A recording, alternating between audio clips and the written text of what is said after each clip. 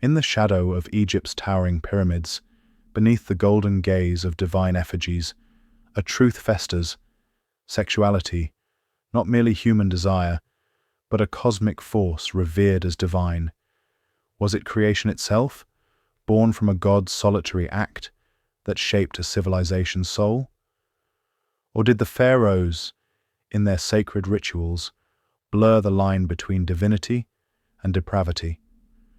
Far from the sterile pages of history, ancient Egyptians wove their most intimate acts into the fabric of religion, politics, and survival, crafting practices so strange they defy modern sensibilities. Temple carvings and ancient papyri whisper of a world where the profane was sacred, where life and death pulsed with erotic power. A hidden narrative, etched in stone and silt, awaits unveiling. For those drawn to history's darker corners, subscribe, like, and share thoughts below to uncover the secrets of Egypt's shadowed past. In the sun-scorched deserts of ancient Egypt, where the Nile's lifeblood carved a fragile oasis amidst barren sands, a civilization rose, its grandeur etched in stone and shrouded in mystery. For over 3 millennia, from the Old Kingdom's dawn to the twilight of the Ptolemies, Egyptians crafted a world where sexuality was no mere mortal impulse, but a divine thread woven into the tapestry of existence. Temples, aglow with sacred carvings, bore witness to rituals that fused the carnal with the cosmic, while papyri and royal tombs preserved truths, both revered and unsettling. Here, sexuality was neither hidden nor shamed. It was a force of creation, a pact with the gods, a bulwark against chaos. From pharaohs enacting divine rites to ensure the Nile's flood, to festivals celebrating fertility with brazen abandon, these practices shaped a society that thrived on the edge of survival. Yet, beneath the splendor of gilded masks and monumental architecture, a darker complexity emerges. A culture where love, power, and death intertwined in ways that confound modern understanding. As the shadows of Egypt's past lengthen, a tale unfolds, revealing not just a people's beliefs but the very pulse of their existence. To explore this hidden history, subscribe and join the journey into the heart of an ancient enigma. In the primordial void of ancient Egypt's cosmology, where chaos swirled in the formless waters of Nun, a single act sparked creation. Atum, the self-existent god, emerged alone, his solitude both a burden and a power.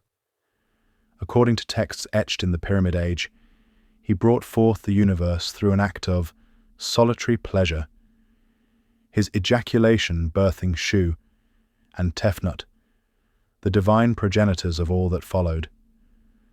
Far from a whispered myth, this tale adorned the walls of Karnak's sacred precincts, where carvings depict Atum, hand upon phallus, crafting existence from nothingness.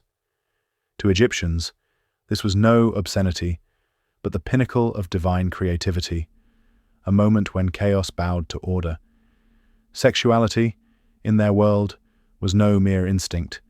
It was the spark of eternity. This divine precedent cast a long shadow over the mortal realm, where pharaohs, deemed living gods, bore the weight of cosmic responsibility.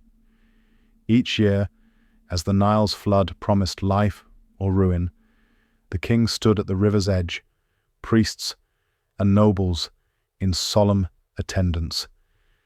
In a ritual known as Shed, recorded in temple inscriptions and noted by foreign scribes like Herodotus, the pharaoh performed a public act of masturbation, his seed cast into the Nile's currents.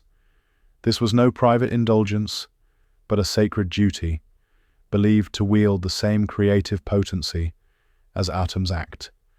The king's offering ensured the river's flood would bring fertile silt, averting famine or catastrophic deluge. special chambers in Luxor and Karnak, their walls, inscribed with precise liturgical formulas, served as sanctuaries for this preparation, underscoring its gravity. The pharaoh, a mortal conduit to the divine, stood under the gaze of his people, his potency tied to the land's survival. Imagine the burden. A kingdom's fate hinged on a single act, performed under the weight of divine expectation. Failure was not merely personal, it was apocalyptic. This ritual, far from a curiosity, reveals the Egyptian psyche, a culture where sexuality was a bridge between human and divine, a force to tame chaos. Yet, such power came at a cost, for what darker pressures haunted a king whose very body was a vessel for cosmic order. The tale of Egypt's sacred rites had only begun to unfold. In the shadowed realm of Egyptian belief, death was no end, but a passage to a vibrant eternity, where the pleasures of life endured. The afterlife, known as the Field of Reeds, promised the resurrected not only feasts and music, but the full potency of their mortal desires. Tomb paintings and the ancient Book of the Dead depict the deceased reveling in sensual acts, their bodies restored to youthful vigor. For Egyptians, a paradise without passion was unthinkable, a sterile eternity unworthy of the god's design. At the heart of this vision lay the myth of Osiris, the god of the dead, whose tale of dismemberment and resurrection shaped the very fabric of their eschatology. Temple texts recount how Osiris, betrayed and torn asunder by his brother Seth, was scattered across Egypt in 14 pieces. His devoted wife, Isis, gathered all but one, the phallus, lost to the Nile's depths. Undaunted, she fashioned a magical substitute, and through it conceived Horus, their divine son. This act of creation, born from death, became the cornerstone of Egyptian resurrection. The opening of the mouth ceremony, performed on mummies, mirrored this myth, its tools touching lips, eyes and limbs to awaken every sense, including sexual potency. The term "we pet," with its linguistic echoes of virility, underscores this sacred intent. Archaeological finds reveal the lengths to which Egyptians went to ensure this afterlife vitality. Male mummies bore crafted phalluses, female mummies resin-molded vulvas, as CT scans of royal remains confirm. The Turin erotic papyrus, housed in Turin's Egyptian Museum, lays bare this vision, its explicit depictions of sexual acts woven into official religious iconography. Such practices reveal a culture consumed by the need to defy death's finality, where sexuality was not merely pleasure, but a defiance of oblivion. The grave goods of pharaohs like Tutankhamun included items for eternal intimacy, a testament to their belief in a sensual hereafter. Yet, what does it say of a people who crafted such elaborate rituals to preserve not just the body, but its capacity for desire? The shadows of Egypt's afterlife conceal yet stranger rites, waiting to be unveiled. Amidst the sun-baked streets of ancient Egypt, where the Nile bounty sustained a fragile existence, the Festival of Min erupted in a brazen celebration of life's generative force. Min, the god of fertility, stood as a towering symbol of virility, his statues carved with an unyielding phallus clutched in one hand. Each year, his festival transformed Sekhmet, transformed the mundane into the sacred, as priests bore a colossal statue of Min through thronging crowds, its exaggerated manhood a spectacle requiring its own bearers. Temple reliefs at Luxor and Karnak capture this procession in stark detail, a vivid testament to a culture that saw no shame in exalting sexual potency as divine. Women lined the streets, bearing themselves to the god's effigy, not in vulgarity, but in a fervent ritual to absorb his procreative power, seeking blessings of fertility or marriage. Stranger still was the role of lettuce, its milky sap, evocative of semen, offered to Min as a sacred gift, accompanied by prayers for abundance. The festival's climax saw 4 wild bulls, embodiments of Min's virility, released to roam the countryside, their mating a symbolic spread of divine fertility. Meanwhile, the pharaoh, ever the conduit of cosmic order, ritually sliced a sheaf of grain, his act a mirror of the god's potency, tying royal power to the land's fecundity.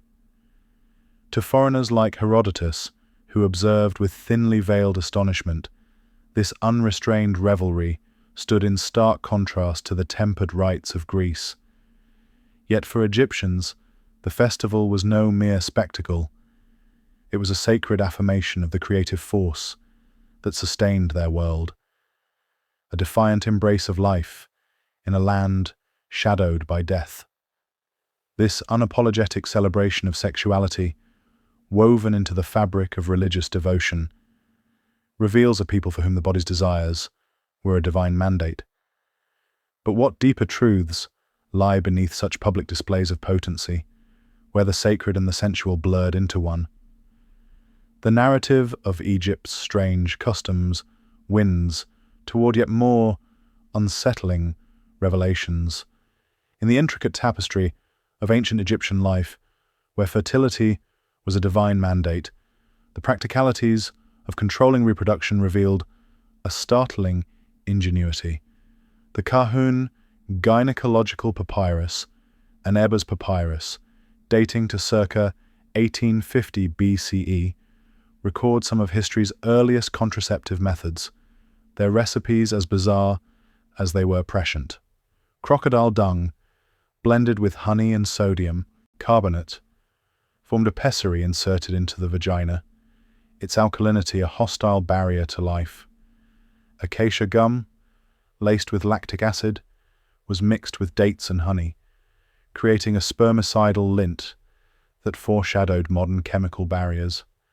Pomegranate seeds, steeped in beer and consumed over days, leveraged natural estrogens to disrupt fertility, an early glimpse of hormonal manipulation. When prevention failed, the Egyptians turned to euphemistic remedies for releasing blocked menstruation, employing celery or onions in beer, their abortifacient properties a whispered secret of the medical papyri. Amulets of Bez, protector of women, and incantations from magical texts bound the womb against unwanted conception. These methods, recorded with clinical detachment, betray a society that revered fertility, yet mastered its restraint, a paradox of divine abundance and human pragmatism. Yet, no practice casts a darker shadow over Egypt's sexual legacy than royal incest, a tradition as deliberate as it was disturbing. Following the divine precedent of Osiris and Isis, sibling gods entwined in sacred union, pharaohs wed their sisters to preserve a bloodline deemed godly. Cleopatra, the seventh, the last of her line, married her brothers, Ptolemy the 13th and 14th, a custom etched in the annals of the Ptolemies and confirmed by DNA analysis of Tutankhamun's mummy, born of sibling parents. This was no mere scandal, but a calculated act to consolidate power, ensuring no rival lineage could claim divine right. Official art celebrated these unions, yet the genetic toll was grim. Tutankhamun's club foot and cleft palate, alongside the Ptolemies' bulging eyes and elongated skulls, were not hidden, but exalted as marks of divine heritage, a grotesque badge of celestial favor. For over 3 millennia, this practice wove a twisted thread through Egypt's royal lineage, ending only with Rome's conquest and Cleopatra's final marriage.